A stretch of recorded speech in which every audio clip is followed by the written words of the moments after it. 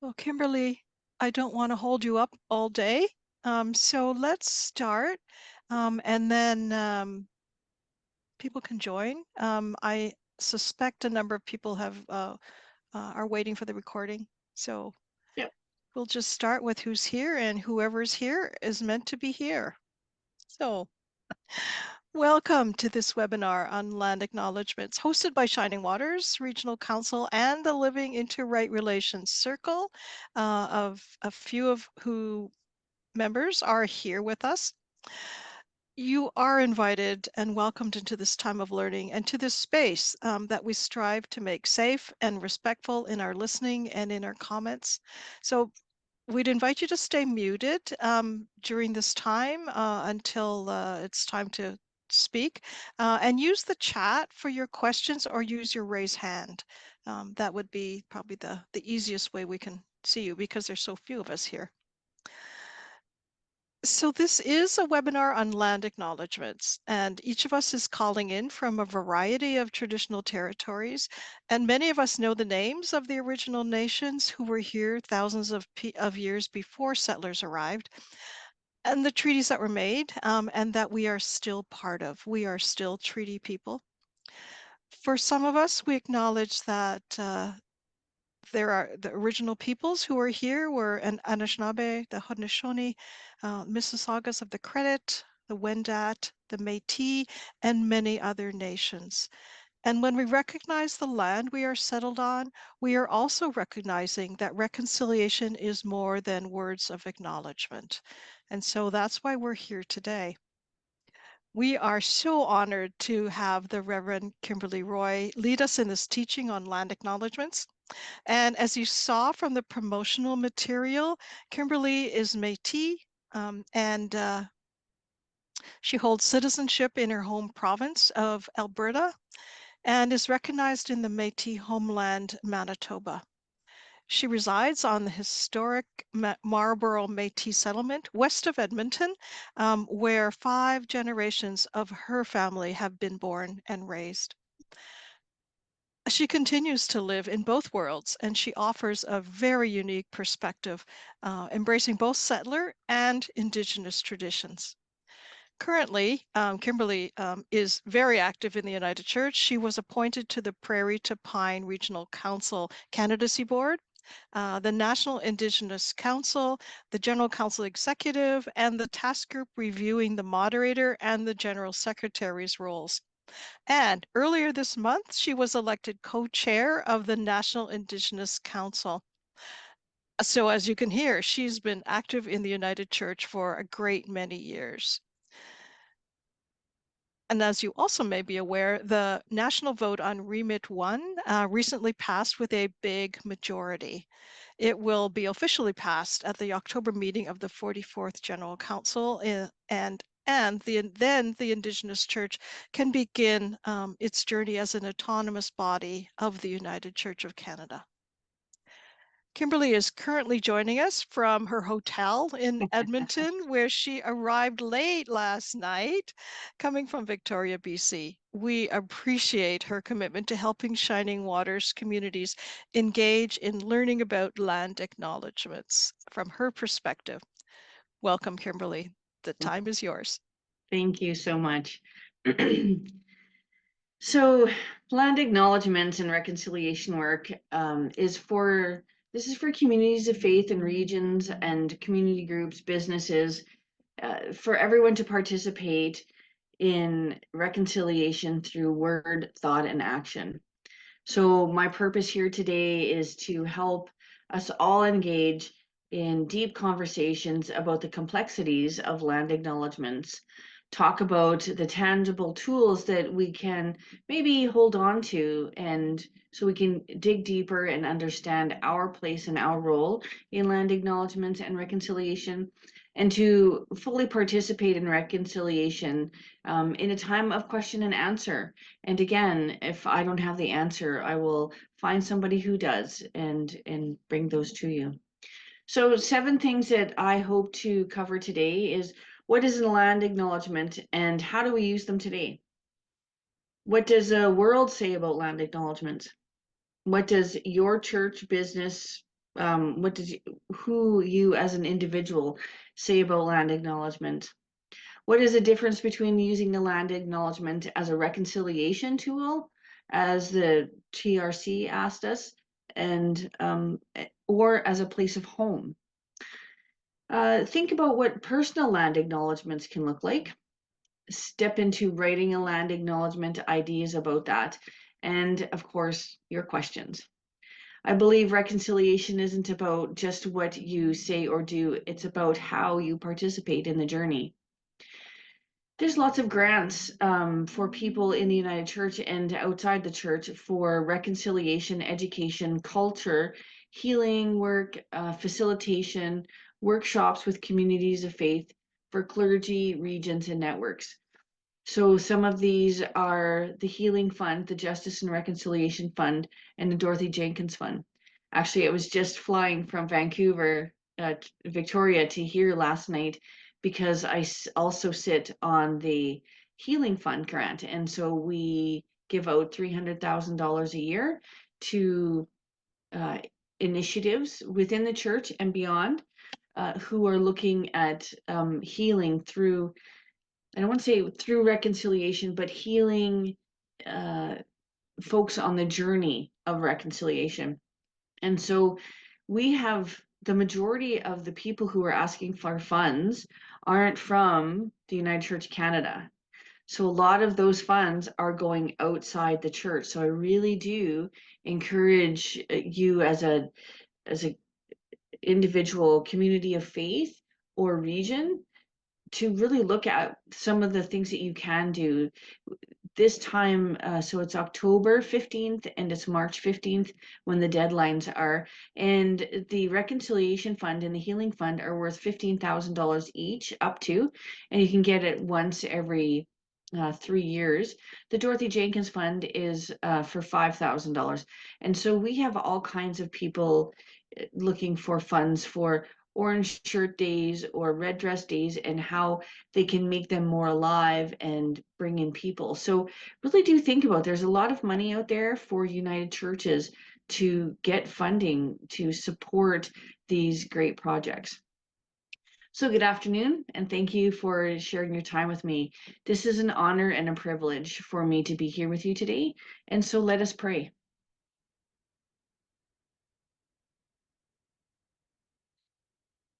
Creator, we ask that as we are in this space and share this time together, that we listen with our hearts wide open for new understandings, for great questions that have been not asked yet, and for community, that we are thankful for the community that we are a part of and the community that we move through, that we can have that experience of asking those hard questions and have those great deep conversations. In Jesus' name we pray. Amen. So just like Kim had said, so this is my land acknowledgement in a non-traditional, so in a settler kind of stage. So I'm Kimberly Roy, and I live 250 kilometers west of Edmonton on the historic Métis settlement, the Kelly Lake Métis settlement, Cree Nation, and the Stoney people, the Cree people, and the Métis people, and the mountain people where we all reside. These are my people. Today, my goal is to have an expansive conversation where no question is silly, where none are looked down upon, and where everyone feels safe and included as we listen with our hearts. All of our Indigenous teachings tell us that we're spirit first. And if you want to have more elaborate thinking about that, I just wrote the service for the United Church of Canada, and it is going to be for the Indigenous Day of Healing and Prayer for June 21st. So look for that on the National Indigenous site, and it talks more about how we believe we're spirit first. So I would like to think that our spirit could hear for eons long before we could talk. And that's why I believe that we are smarter when we listen than when we talk. However, after listening, all of you folks, please don't hesitate to ask questions, because I'm sure somebody also is thinking that question and might be a little bit more timid and can't ask that question. I clearly don't have all the answers, but I will find those answers for you. I don't speak for all Indigenous people. I only speak for myself, and I only share the teachings and wisdoms that I have from my ancestors and my elders. Every nation and every region is different. And so I invite you, when you are looking for answers, to talk to the people who live close to you, people whose nations that you live on. They might be able to help you be more site specific. So again, I believe reconciliation is not about what we say and what we do, not just about that. It's also about how we participate on the journey. Any questions so far?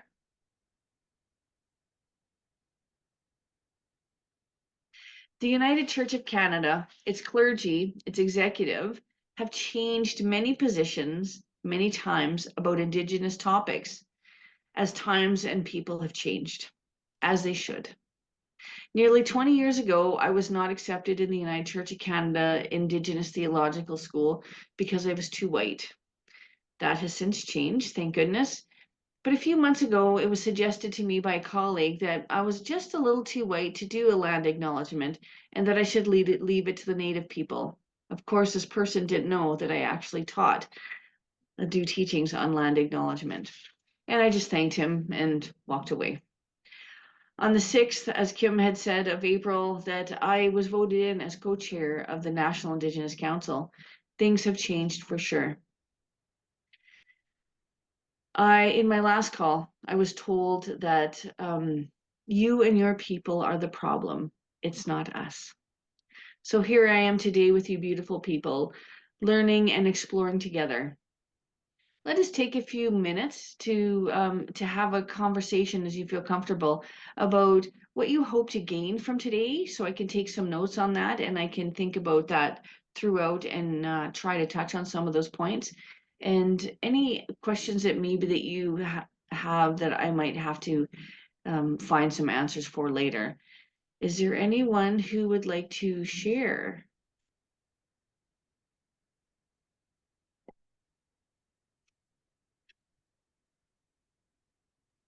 I'll share, Kimberly. Um, I I would ideally like to have the land acknowledgement when it's done, just if I've been asked to do it myself, or perhaps in our congregation, that it doesn't seem like something that's I guess I would compare it to almost like the Lord's Prayer or Old Canada when we were going through elementary school. And you just kind of blah, blah, blah, blah, blah, blah. And then just like, everybody, okay, it's done. And just, it did not be so repetitive, and it doesn't seem vibrant if it's always the same thing. And that's what I hope, is to make it obviously I'm white, settler background, so yeah. And what does that mean? How should I be presenting being from that side of the table? Perfect. Thank you, Tracy.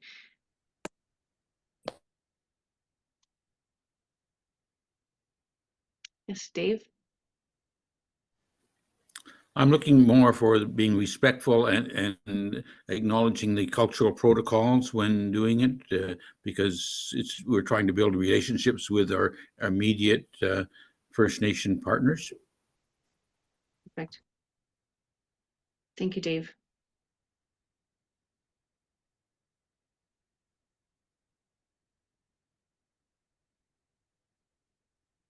So personalization, I'll touch on that first, and because you'll hear a personal land acknowledgement that I wrote in here, and I am giving him all of these notes, and you can listen to this webinar again.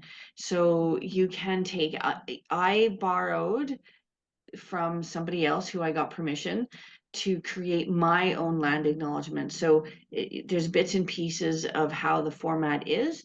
And so for you, I invite you to have your own personal land acknowledgement. This, we're not going to write that today, but to do that on your own time.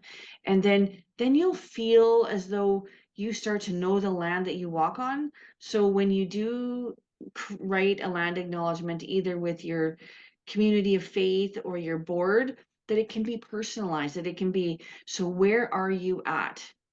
And so Indigenous people,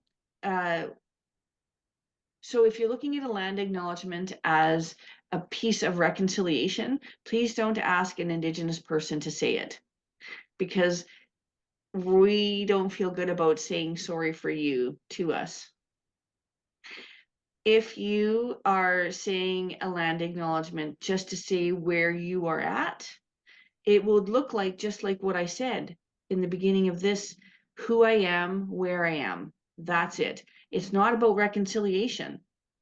So if you truly want to do work on reconciliation, you need to be talking about where you are, who you are, why you're there, and whose land you're on, and how the active, the participation, the verb part, how are you going to make it better or different?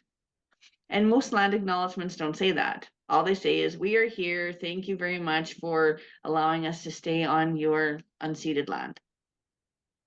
So, and Dave, thank you for that. It really does lend it to that if you are going to do a land acknowledgement for something in a, let's say you're having a play at your community of faith or in your hall, if you're just going to say we are on the unceded land of the Cree people and the Métis people, that's fine. You can say that.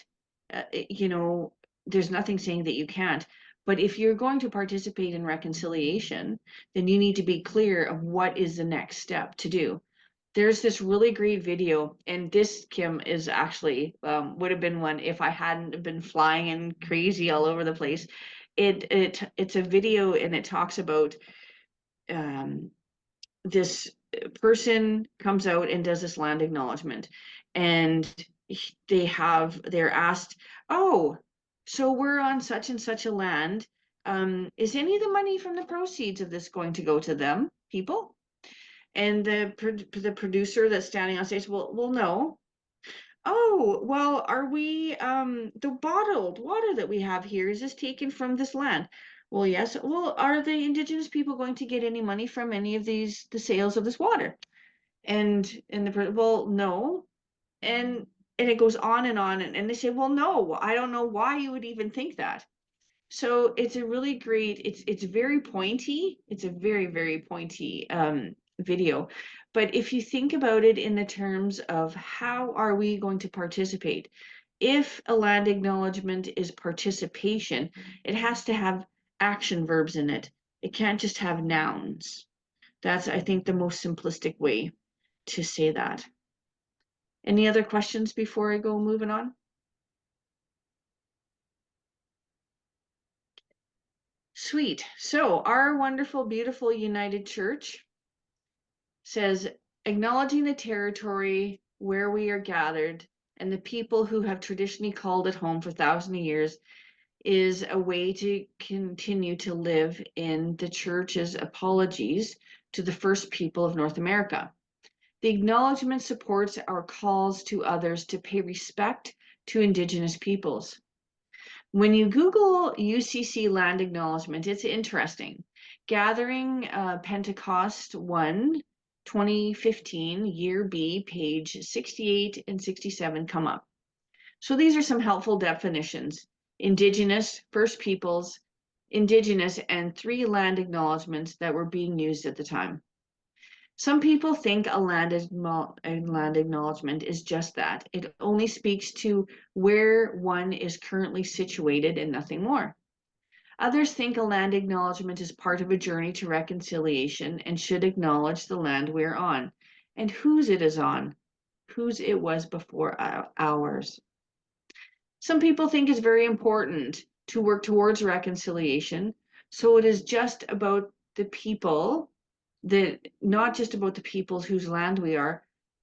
And some people think it's something in between, and sometimes people don't really know where they're at yet.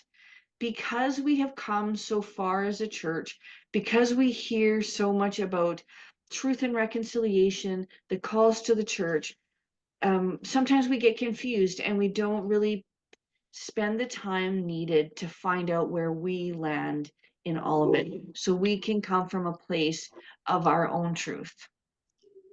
So, popcorn style, does anyone want to share with me if they think their land acknowledgement is participatory, or if it is just truly a flat statement?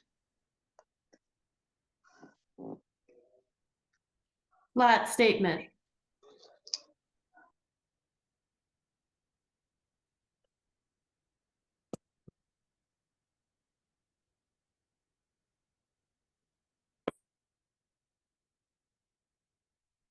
Anyone else?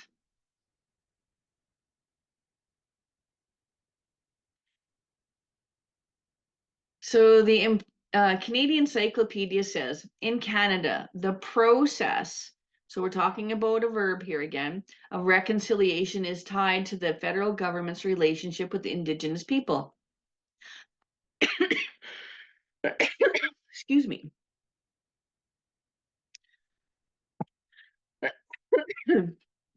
The term has come to describe attempts made by many individuals and institutions to raise awareness about colonization and its effects on people, mainly Indigenous people.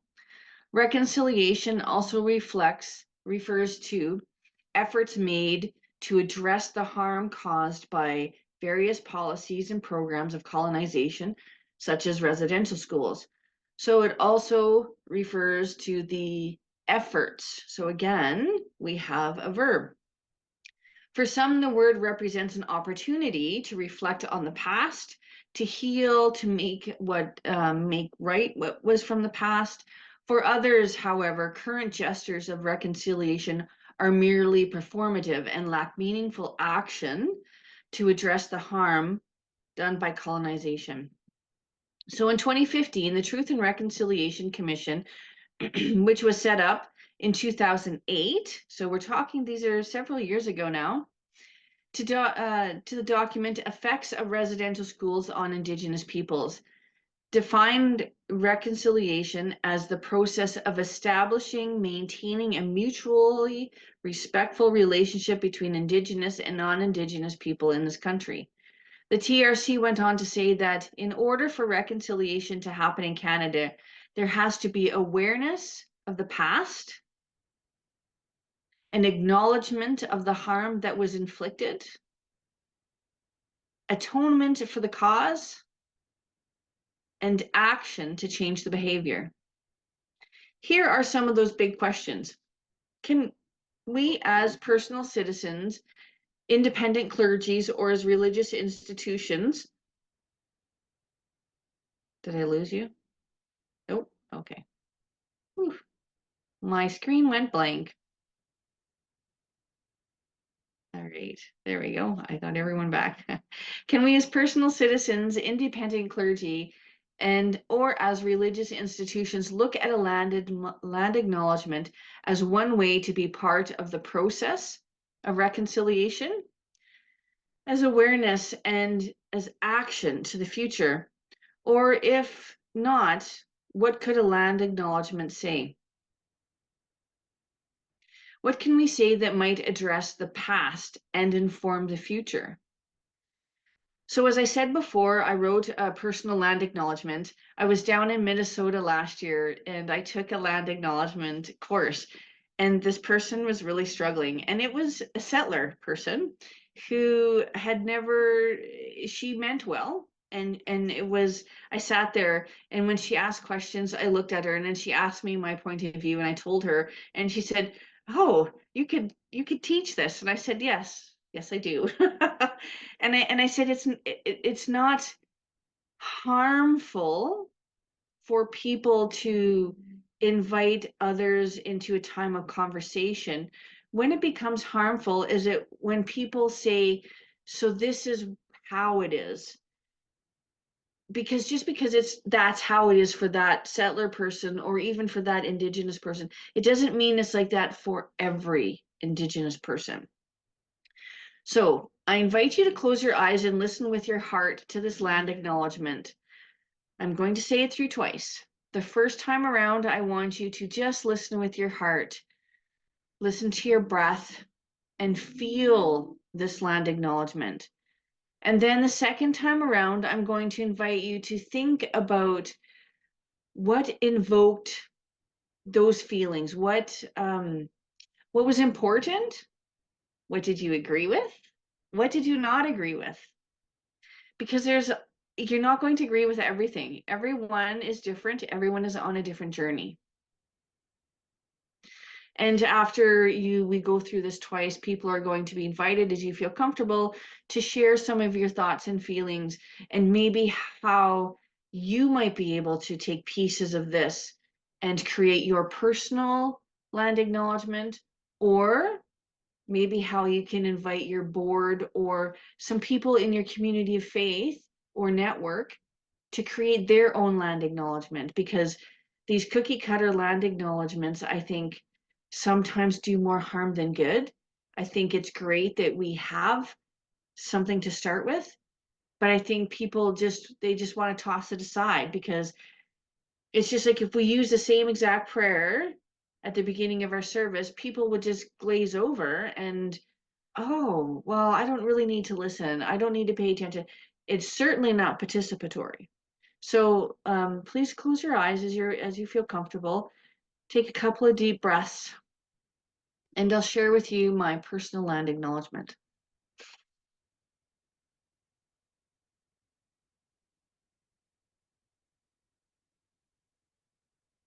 Marlborough and its surrounding area is a homeland to the historic Métis settlement, the Kelly Lake Métis settlement, Cree Nation, where the Stoney people were, the Plains people, the Plains Cree people, the Métis people, and the Mountain Métis people of Alberta.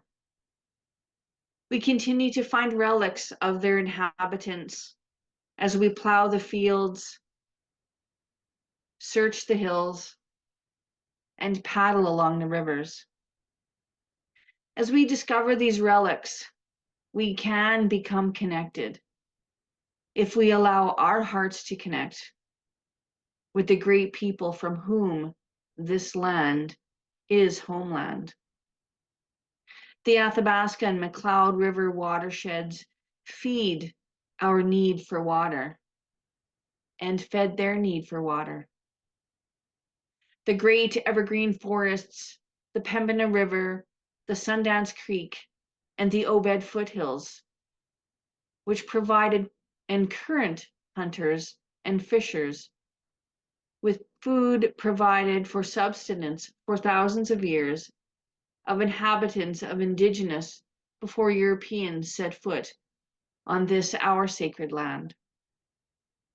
We have erred in our ability to live peacefully with each other. We have sinned against our neighbors and our kinfolk in the driving Indigenous people from their land and disrespecting the treaties that were made in good faith. The blood of their ancestors continue to cry out from the land we inhabit. We must hear their cries. We must allow the sorrow of genocide and broken promises to move our hearts to confess and repent, if we are to learn to live as people who are entrusted by Creator to steward this land into a place that is honoring and abundant for all. This land is not ours alone. It is a reflection of all of our histories. The stories of the past and the promises of the future rely on our memory. We are called to protect and to honor this history and work for a future that reflects the kingdom of Creator.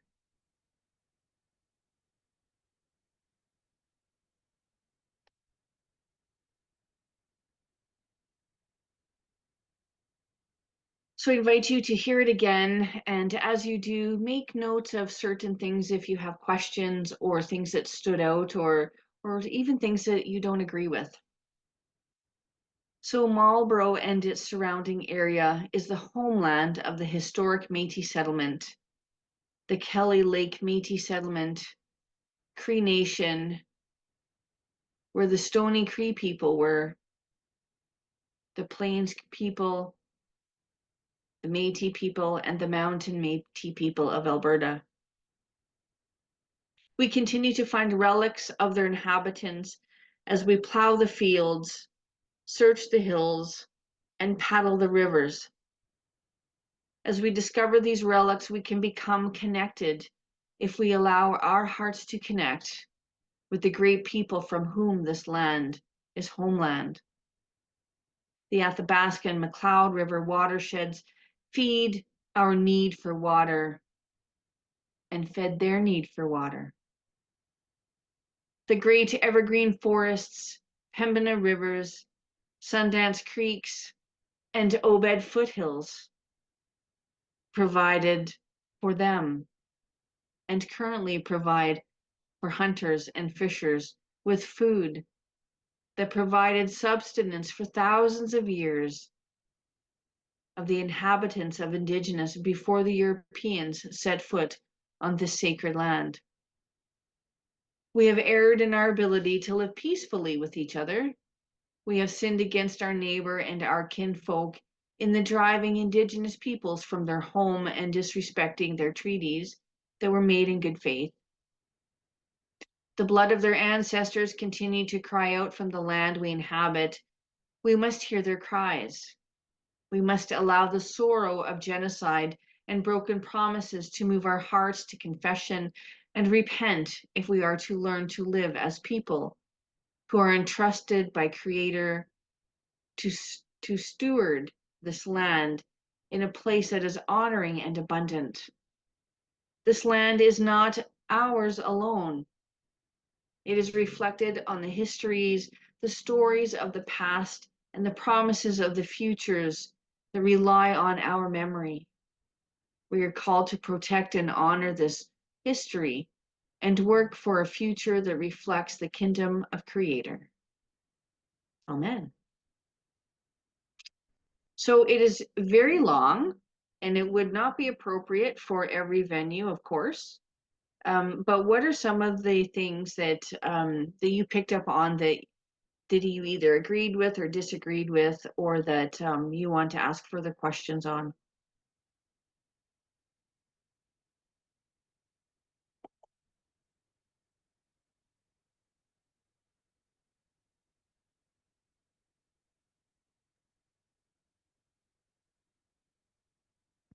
Tracy. I agreed. I thought it was too long. I heard a bit of an apology in there, and the reason why I'm saying that is because recently we're working towards a blanket exercise, and when we talked about our current land acknowledgement that we have at our congregation, at our church, she suggested that not to have an apology as part of your land acknowledgement. I'm just putting it out there, some thoughts. Also, I'm not sure what the rules are in Alberta, but one thing that struck me, and it struck me because it's a bee in my bonnet, is about the artifacts. And here, anything that's picked up, like they do, if any land that's developed around here, when anything is found, it gets put in a box and it gets stored somewhere. And some people say that it gets the people that the engineers or the people that go in and find it, they own it. And then other people say, no, it's the town that owns it and it gets put in the archive. But so that really struck me what it says, well, we get to see this stuff, we get to see, but we don't ever get to see any of this stuff. It gets put away. And so maybe they have different rules out west, but those are just three of the things that I kind of grabbed onto. Thank you, Tracy. And so you'll see every nation has its own thoughts and understandings. And so if you are looking at a land acknowledgement as part of reconciliation, it would have pieces of an apology or pieces on how we plan to move forward. So, and it can look in many different ways, but if you are truly looking at it as a piece of reconciliation is a verb, and so you have to have verbs in there. So it's not just about who you are and where you are, but you can have land acknowledgements that are like that. But then you can't say it's part of reconciliation because it's not action. So it's okay to have an apology. So that's different from what I just learned from somebody. So it's okay to have an apology as part of your land acknowledgement. So I'm telling you from my teachings, yes. And but I can't say that the other person is wrong. So because each person, if it was from an Indigenous person, you might want to go back and ask them why. If it's from a settler person, you thank them and move on. Okay, thank you. And so as a personal land acknowledgement, I did this work because as being Métis and having a lot of colonization in my life, I wanted to make sure that I was being true to myself in both worlds. And so this is for my land acknowledgement as a settler person, not as an Indigenous person. Okay. So as an Indigenous person, I would not say that my land acknowledgement, I would not tell my people that I'm sorry to my people from me as a people, right? So that's why I have a unique view on this, is because I'm from which side of my life am I talking from? So does that make sense? As an Indigenous person, they're not going to stand up and say sorry to their Indigenous peoples. As a Métis person, it's a little different. Nina? Oh, I can't hear you, sweetheart. Sorry, the hearing about the relics was interesting to me. And rather than worrying about seeing them, the reminder that there are traces of things that remind us of people who lived in this area over the centuries was very positive.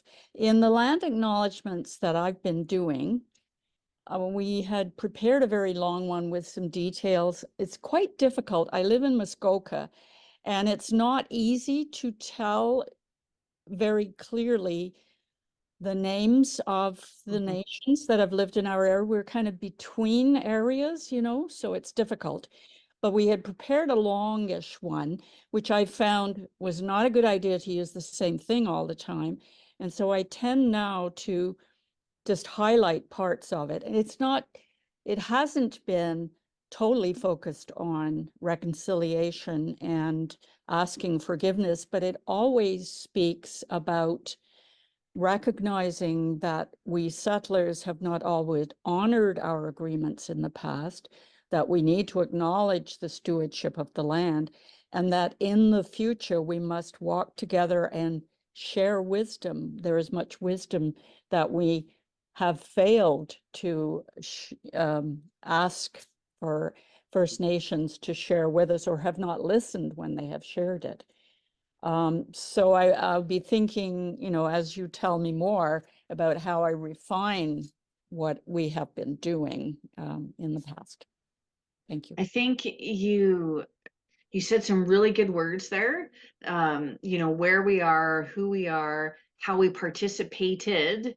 Now you just need one line, how you are going to continue to participate. So we promise, and make sure you have buy-in from your board, community faith, whoever it is. We promise to do better. We promise to continue on the journey. It can be that simple. It doesn't have to be, it can be just one line, but you're promising to actively participate in reconciliation. Now, if you choose just to have a land acknowledgement to say where you are, that's fine, but please don't call it reconciliation. No, right. Thank you. Yeah. And a long land acknowledgement like this, it would be only for maybe 2 or 3 times a year, where there would be a specific, whether it's Red Dress Day or Orange Shirt Day or prayer of this. I believe I used this land acknowledgement in the prayer of reconciliation service, so it'll also be there. So those are the days when I would use something like this. Other times, we're talking about 6 lines, but make those 6 lines count. Show your underbelly. We are sorry. We know we didn't do well, and we plan to do well better. How? And so people, and invite people to close their eyes and think about it. Because when we're all stimulated from everything that's around us or all the conversations, we're not participating. And we do that oftentimes in church and other places, but invite people to just be quiet for a moment. Any other thoughts on that land acknowledgement?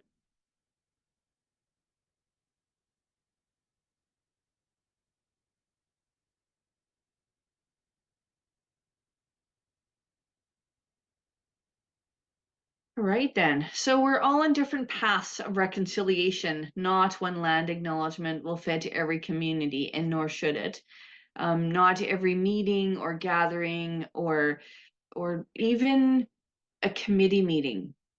Those two could have just little pieces that remind us where we are and what we're doing to, even if it's small, little, and some people think insignificant, even if it's that, it just reminds us that we are actively participating.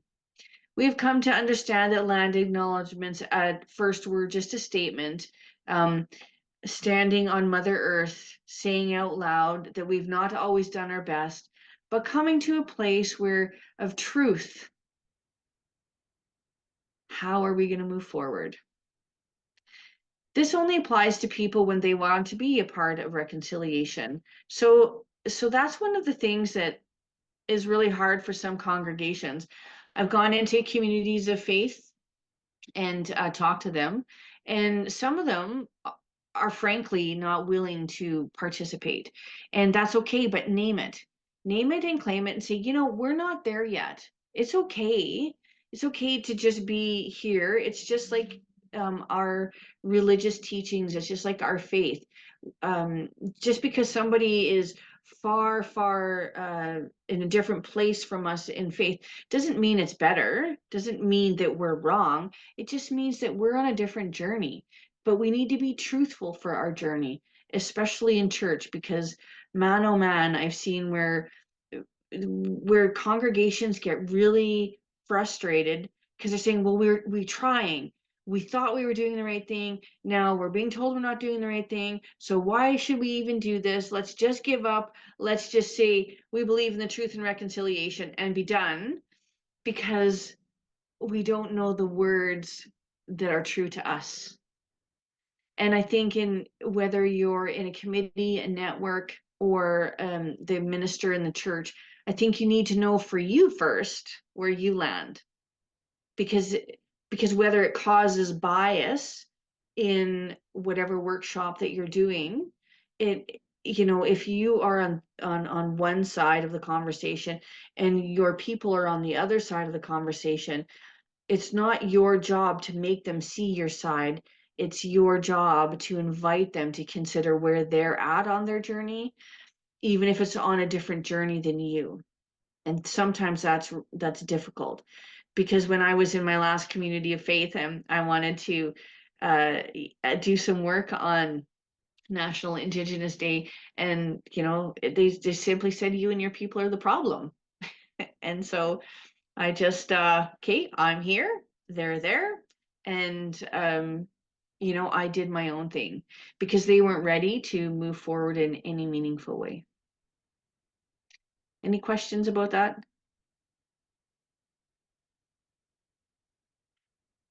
So even though I'm an Indigenous person and defined by the government, by my ancestral roots, I have contributed to colonialism, and I work every day to seek justice for my people through reconciliation. Not all Indigenous people feel the same, and many will not share land acknowledgement, and they see it as only settler work to do. And so if you think of that same analogy for me saying to my people that I'm sorry, so am I saying I'm sorry to them for what I've done, or am I sorry to them what others have done? And that would be not my work, that's their work. So just really be careful of those types of things. And when you see reconciliation as something to participate in, that's when people can really feel like they can be true to learning. Because when we learn something in our heart, that's when it stays there, because we know it's part of our truth. But also, as the United Church Canada has, as the good Canadian government has, we're going to move on this journey together in different ways. Different things are going to be acceptable at different times as we learn and grow. And then you'll have, of course, other elders and Indigenous people tell you something different. So please don't get, bogged down in that. Really do just sit with it and see where your truth is at. And that's where you come from the place of. As long as you're not looking to colonize people, put people down for where they're at on their journey, then I think that's the most important thing, is finding where your truth is at.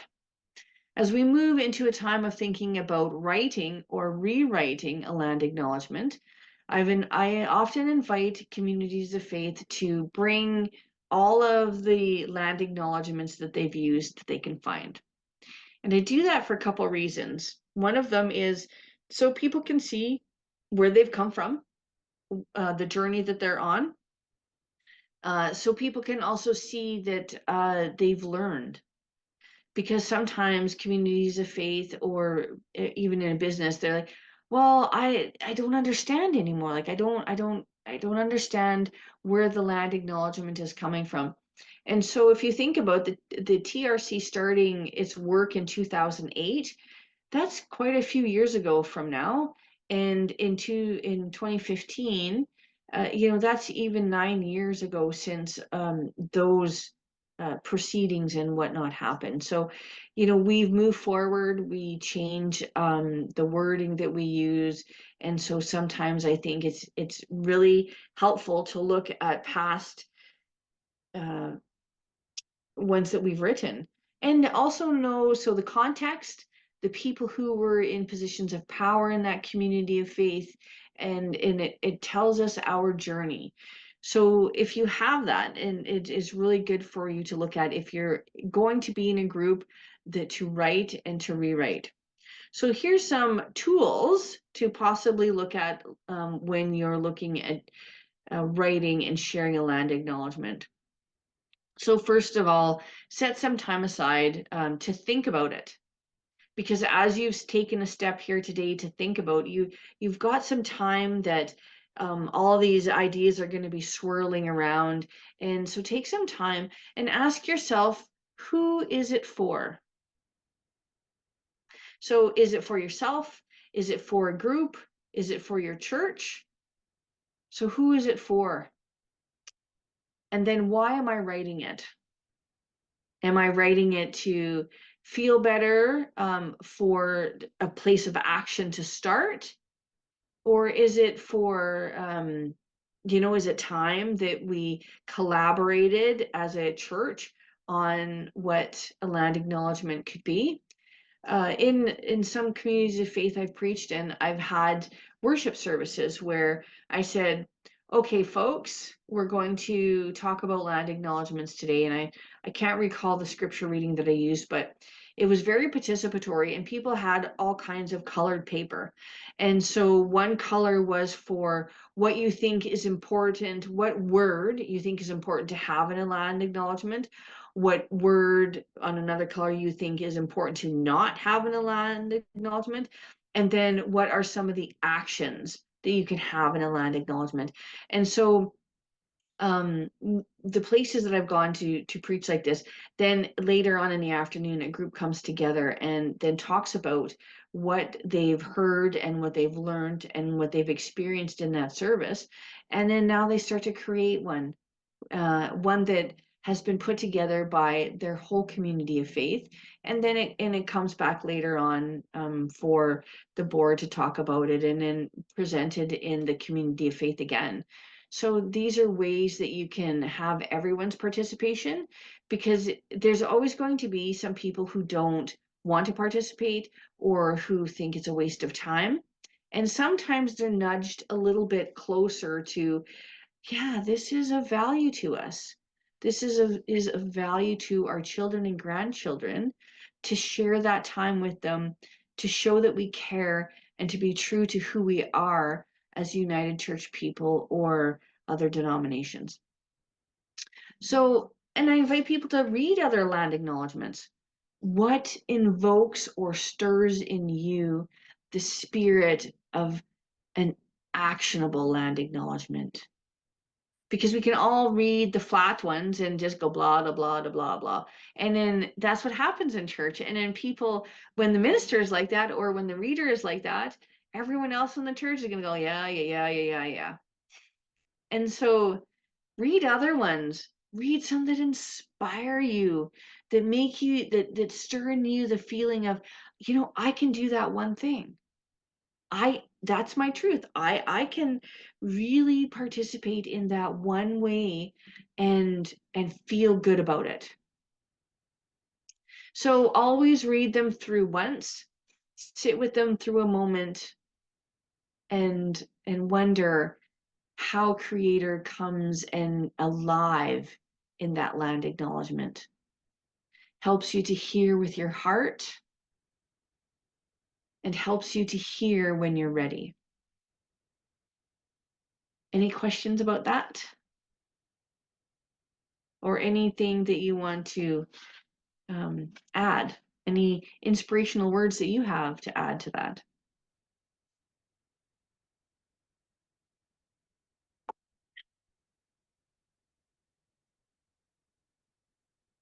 Right. So know where you're at and what is your context. So, for instance, my last community of faith, we had the most cookie cutter, tiny weeny land acknowledgement possible. So they didn't have a land acknowledgement until 2 years ago. And at that time, I said, okay, so we're going to have a land acknowledgement, and it's going to be this because this is the bare minimum. And that's what happened.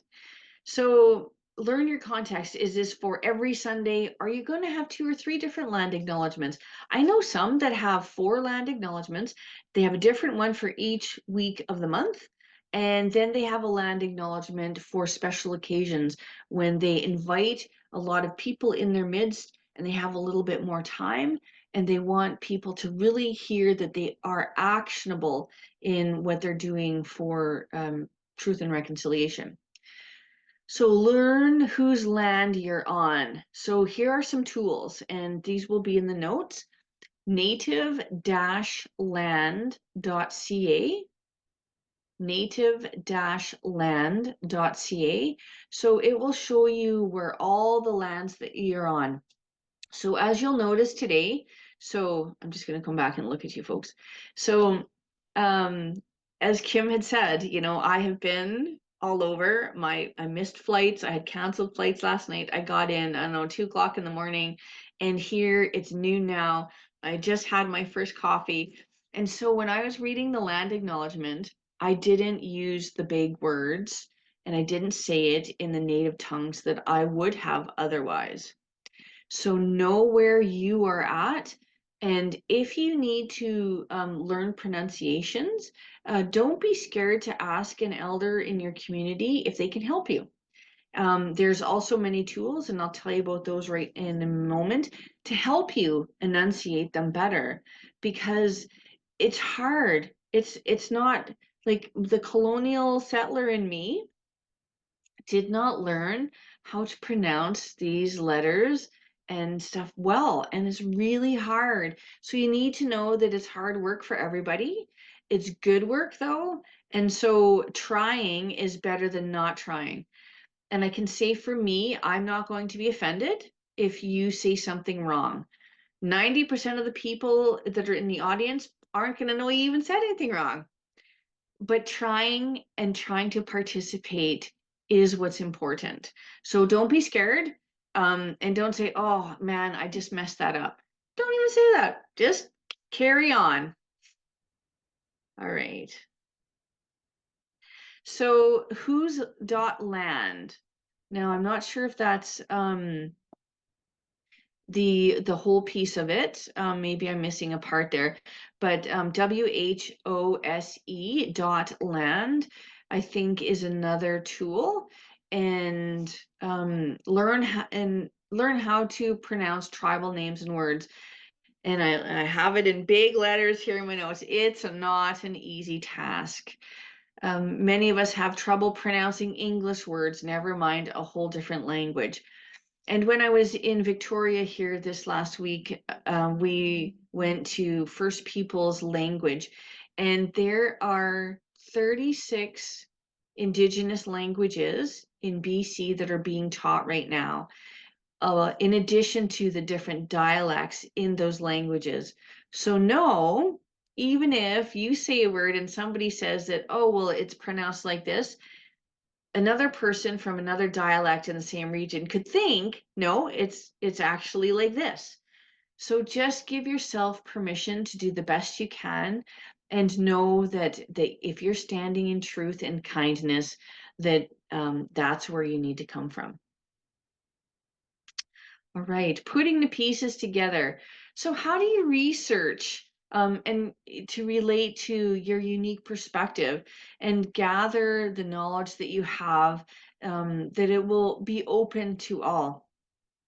So, and what can you share that will provide proper acknowledgement and meaning? And how does your personal identity tie into what you share? So first you need to understand where you land in it. What of course, so let's say that you've done some work there, that you know that you've been a part of colonization in certain ways. Know that you don't know what you don't know. And so it's good to talk to an elder or an Indigenous person in your community and say, what are some of the ways that you could help me to understand colonization? Because many of us don't. Many of us, like even in a meeting, because I not necessarily grew up, but I became a minister in the settler church. So sitting on the National Indigenous Council as the co-chair, sometimes my chair has to tell me that, so we have to indigenize that a little bit more. But I know where I sit and I don't take offense to that. And so this is where we are at in our lives. And so know that wherever that is, own it, claim it, and then you'll know how you can move forward. Because if you don't know where you land, you have no idea what more you need to learn. It's just like a student. If a student coming from another place didn't necessarily have a grading system, how do they know if they're in grade 1 or grade 10? They don't know until there's some testing done. So test yourself and wonder where that is. So think about how you're going to put those pieces together. Think about your context. So if you're going to be doing, if they're in a funeral or a community of faith, a worship service, you know that you only have so much time and so much attention. And so your land acknowledgement might be short one week, and another week say, no, actually we're going to be participatory, and we're going to wonder about the people who were on this land before us, what and how we share with them, how we share the water, how we share the forests, how we share the animals. Because when we look at people together as a community, it's our people. It's not just an us and them. So number 4 is to create space and time to share. So if you're with other people, think about sharing with them about how you're feeling about these land acknowledgements, or how you're feeling about the land that you are on. And don't rush through it. Build time into your agendas for these land acknowledgements. Sometimes we forget to build time in the agenda for that pause, for the meaning of space, for creator's wisdom, a time to be humble, a time to be truthful. And I think when we make those times and spaces to be a little more quiet or to listen just a little bit longer, that's when we see those gems or we hear those voices that we didn't hear from before, the people that maybe take a little bit more time to process. That's when we hear those gems. So I invite you to build time in your agenda to listen to people about land acknowledgements, but also for land acknowledgements. If you can't build time in, sometimes it's better just to leave them out and then to be conscious of when is a more appropriate time. So also ask questions. Ask people questions. What do you think is important? What do you think? Ask them, why do you think we're doing this? Because lots of people say, well, I don't know. So if people don't know why they're doing it and they don't think that it's a part of reconciliation, they're not going to add value. They're not going to say, oh, well, that's important to us, because they have no idea. And frankly, a lot of people don't care. But it's our job to invite them to wonder why they should care. So it's important to build understanding and to share that learning and share in that learning process, because a lot of people who, when they are part of the process, they can really buy into its importance and its value. These are times when there's those teachable moments and the places to pause. So reflect and do more. So land acknowledgements shouldn't just be a checkbox. So for instance, in your annual general meetings or in your meetings at regions, oh, we need to have a land acknowledgement. Oh, we need to write a new land acknowledgement. Oh, we need one for spring, or oh, we need one for a new one for Orange Shirt Day. It shouldn't just be a ticky box. It needs to come from your heart, and we need to listen and speak from our heart. And so in this crazy, crazy demanding world, take the time to just pause about it. It shouldn't be something else that causes us stress, because we all know that when we add something to our lives that adds stress, it's just not going to be done in a good way. So also, number 6 is don't assume everyone knows or agrees with Canadian history. So we all know people have different ideas, thoughts, and understandings about what is factual about history and what actually happened. And so there's a lot of people who don't think that residential schools happened or dinosaurs walked the earth, all kinds of things. And so we shouldn't just assume that everyone is coming from the same place. So we need to understand where people are at on their journey so we can be in leadership in order to create these land acknowledgements, these times and space. So understanding their journey of reconciliation is also super helpful, because some people think that saying, yes, we walk on this land, we work on this land, we play on this land, and we pray on this land is their part in reconciliation. So we know that it's there in that spot. And we have to honor and we have to respect that, but we can also invite them to move forward in a different way with us. If they don't want to, we also have to respect that, because we want people to respect where we are at on our journey. So it's our responsibility and it's our honor to be respectful of people and their ancestral journeys, and so we need to honor that. As hard as it can be, we don't need to be right. We just need to stand in truth. So you can always ask people, what part of history do they see themselves? What part of history do they see moving forward? And what parts of history might have been forgotten that you can help people to understand about? So, are there any questions about that?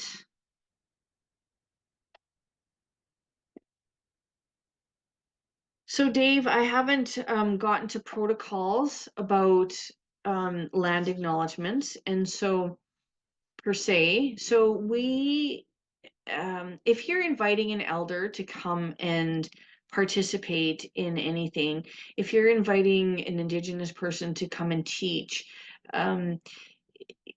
people generally won't tell you that they charge something, or they won't tell you how much.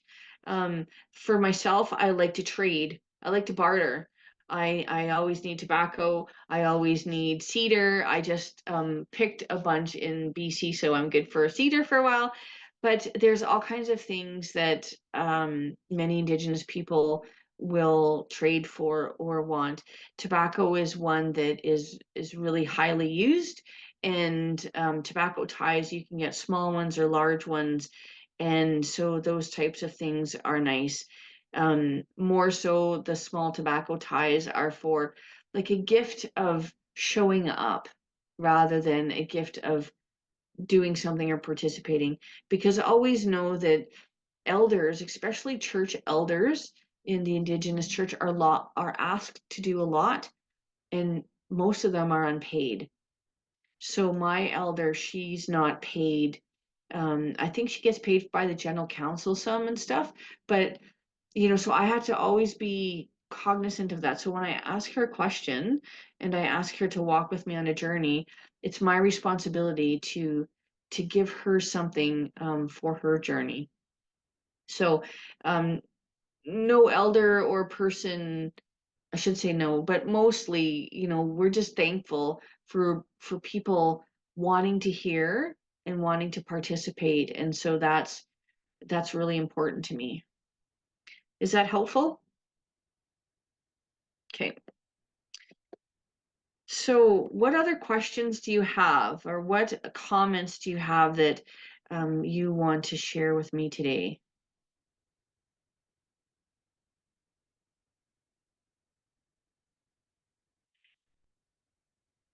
Folks didn't participate as much in some other groups, so we have lots of time, and we can always just call time, but I do want to make sure that you folks have felt like you have some tools to move forward. Do you think that you have some understanding and tools to either write your own or to support a group?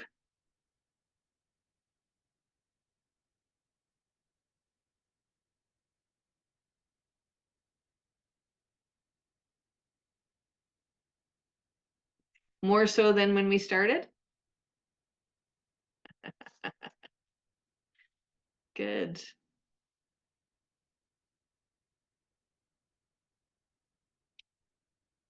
So if nobody has anything else to add, I'll send Kim my notes from this, and it'll have on there my bits about land acknowledgements for communities of faith or for personal ones. And I also I was telling Kim this earlier, that I do beading online and with communities, not just churches, for sure, for little red dresses and ribbon skirts. And so people can have their own in the comfort of the home. We've been spoiled through COVID that we like to do things at home instead of, going out to participate all the time. And so there's all types of those things that we can do to also be a part of reconciliation. And so I invite you to find out what fills your heart and makes you feel settled, and wonder how you can participate in the world of reconciliation. Thank you. Thank you, Kimberly.